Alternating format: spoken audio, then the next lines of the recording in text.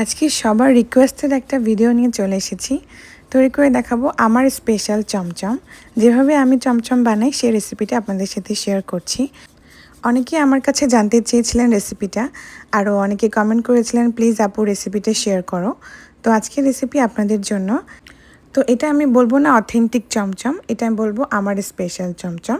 তাহলে চলুন আমি ঝটপট রেসিপিটা দেখিয়ে দিই। চমচমগুলো আমি একটু বেশি করে বানিয়েছি, কারণ আমি এটা নিয়ে যাব একটা ভাবির বাসায়। তো এজন্য আমার পরিমাণগুলো সব কিছু বেশি বেশি হবে। তবে আপনারা যদি 1.5 কেজি পরিমাণ দুধ দিয়ে করতে চান, তাহলে সেই রেসিপির আমি উপকরণটা ডেসক্রিপশন বক্সে লিখে দেব, আপনারা চাইলে চেক করে নিতে পারেন। তো এখানে আমি 6 কেজি পরিমাণ দুধ নিয়েছি, আর হাফ কাপ ভিনিগার 1 কাপ পানিতে আমি মিশিয়ে রেখেছিলাম। এই 1.5 কাপ পরিমাণ আমি এই দুধের মধ্যে মিশিয়ে এরকমভাবে ছানা কেটে নিয়েছি। তো ছানাটাকে কাটা হয়ে গেলে খুব ভালো মতো পানি দিয়ে ধুয়ে আমি ছানাটা ঝুলিয়ে রেখেছিলাম প্রায় 1 ঘন্টার জন্য। 1 ঘন্টা পরে আমি ছানাটা একটা টেবিল টপের উপরে নিয়ে নিচ্ছি। ছানা তৈরির পরে অবশ্যই 1 ঘন্টা ঝুলিয়ে রাখতে হবে, এতে করে ছানা থেকে এক্সট্রা পানিটা ঝরে যাবে আর ছানাটা অনেক বেশি পারফেক্ট হবে।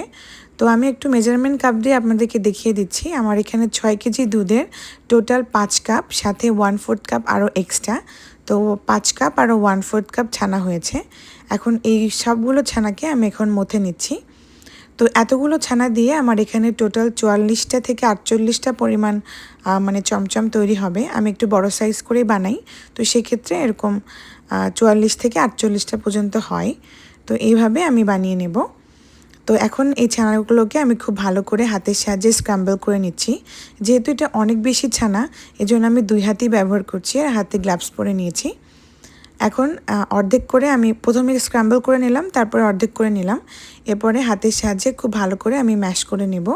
হাতের তালু দিয়ে এটা খুব ভালো করে ম্যাশ করতে হবে। যত ভালো মতো ছানাটা ম্যাশ হবে তত মিষ্টিগুলো পারফেক্ট হবে, আর তা না হলে মিষ্টি ভেতরে শক্ত হয়ে যাবে। তো এই মেশানোটা খুবই পারফেক্ট হতে হবে। আমি প্রায় 7 থেকে 8 মিনিট মতো এটা মথে নিয়েছি। আর দেখবেন যখন মথাটা পারফেক্ট হয়ে যাবে তখন টেবিল টপের সাথে আর লেগে থাকবে না। যখন এরকমভাবে রোল করবেন তখন এটা খুব ভালো মতো উঠে আসবে। দেখুন কতটা স্মুথ হয়েছে। আরও একটা বৈশিষ্ট্য হলো, যখন দেখবেন হাতের সাথে এরকম চকচকে একটা ভাব চলে এসেছে, তার মানে আমাদের ছানাটা পারফেক্টভাবে মথা হয়েছে। এখন চমচম মিষ্টির ভেতরে আরও কিছু উপকরণ অ্যাড করতে হয়। তো একটা পাশে আমি ছানাটাকে সরিয়ে রেখে পাশে দিয়ে দিচ্ছি এখানে সুজি। আমি এখানে নিয়েছি 4 টেবিল চামচ সুজি, 6 টেবিল চামচ ময়দা। চেষ্টা করবেন অবশ্যই ময়দাটা ব্যবহার করতে। সাথে দিয়ে দিচ্ছি এখানে 4 টেবিল চামচ গুঁড়া দুধ। গুঁড়া দুধটা অবশ্যই ব্যবহার করবেন, এতে করে ফ্লেভারটা অনেক ভালো আসে। সাথে দিয়ে দিচ্ছি 2 চা চামচ বেকিং পাউডার।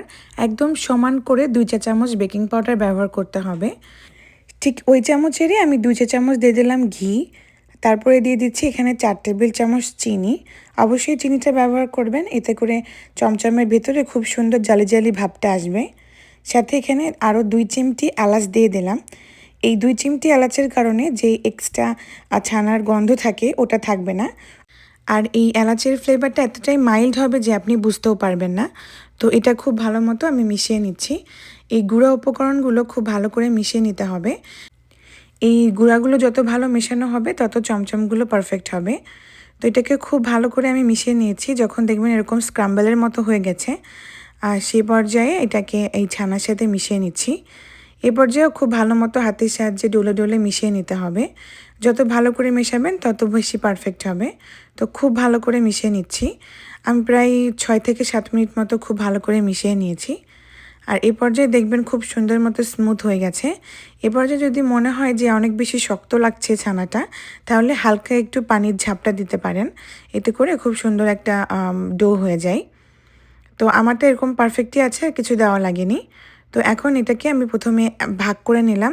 ভাগ হয়ে যাওয়ার পরে অর্ধেকটা আমি এরকম রোল করে নিচ্ছি। এখন যতটুকু সাইজ আপনারা করতে চান ততটুকু সাইজ করে চমচমের শেপ দিয়ে নিতে হবে।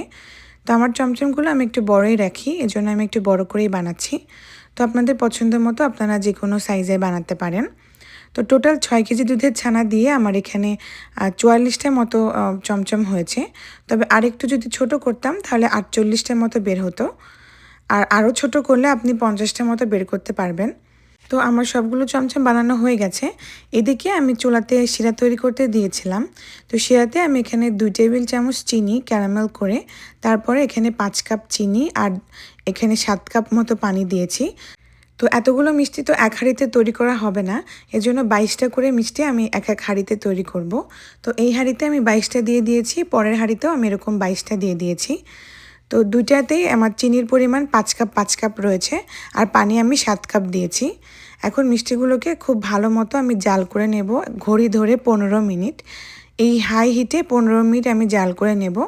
প্রথমে এই 15 মিনিটের ভিতরে কোনো রকম পানি ব্যবহার করা যাবে না, এই ঘন শিরাতেই মিষ্টিটাকে জাল করতে হবে। 15 মিনিট পরে আস্তে আস্তে আমি পানি মেশাতে থাকবো। তো আমি একদম মাইল্ড পরিমাণ ক্যারামেল ব্যবহার করেছি বলে এ পর্যায়ে আমার শিরাটা এরকম সাদা রয়েছে। পরবর্তীতে জাল করতে করতে আস্তে আস্তে এটা লাল হয়ে যাবে, কারণ চমচম যত বেশি জাল করা হয় তত চমচমের কালার চেঞ্জ হয়। তো আমার কালারটা এরকমই ভালো লাগে যে একটু লাইট কালারের হবে, তো জন্য আমি সব কিছুই লাইট রেখেছি। যদি আরও বেশি কালার করতে চান তাহলে এখানে 1/4 কাপ চিনি আপনি ক্যারামেল করে নিতে পারবেন। তো আমি এভাবে চমচম মিষ্টিগুলোকে জাল করব প্রায় 2 ঘন্টা। যদি আপনি অথেন্টিক চমচম করতে চান তাহলে এখানে 3 থেকে 3.5 ঘন্টা জাল করতে হয়। তো আমি যেহেতু আমার স্টাইলে আমার মতো করে বানাচ্ছি, আমি 2 ঘন্টাই জাল করব।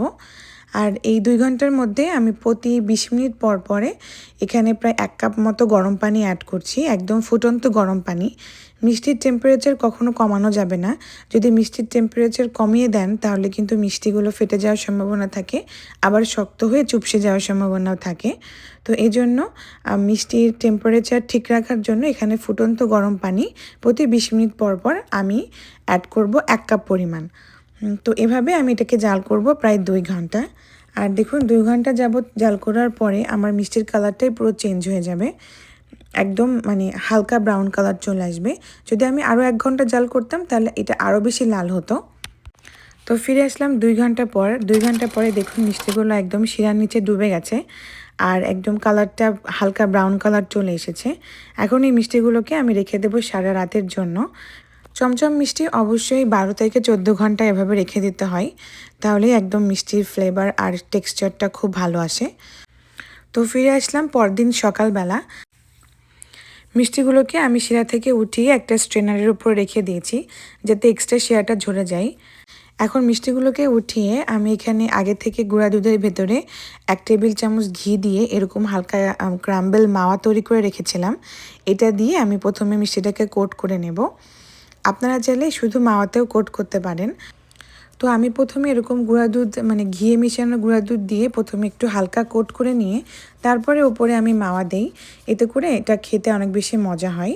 আমি মাঝে মাঝে মাওয়া শুধু মাওয়া দিয়েও সার্ভ করে থাকি, তবে এই দেখলাম নতুনভাবে যে এরকম গুঁড়া দুধ দিয়ে হালকা কোট করে তারপরে উপরে মাওয়া দিলে এটা আরও বেশি সুন্দর লাগে দেখতে। তো আমি এখন থেকে এভাবেই করি। তো এগুলো আমি ভাবির বাসায় নিয়ে যাব, আর বাকি যেটুকু রয়েছে তার মধ্যে থেকে একটা আপনাদেরকে আমি কেটে দেখাচ্ছি। তো আমি একটা বাটিতে নিয়ে নিয়েছি, এখন কেটে দেখাচ্ছি। দেখুন কতটা পারফেক্ট হয়েছে, একদম নরম তুলতুলে, যেমনটা দোকানের মতো হয় ঠিক তেমন। তো এটা আমার স্পেশাল চমচম, এটা কিন্তু দোকানের চমচম না, এটা আমি আগেও বলেছি।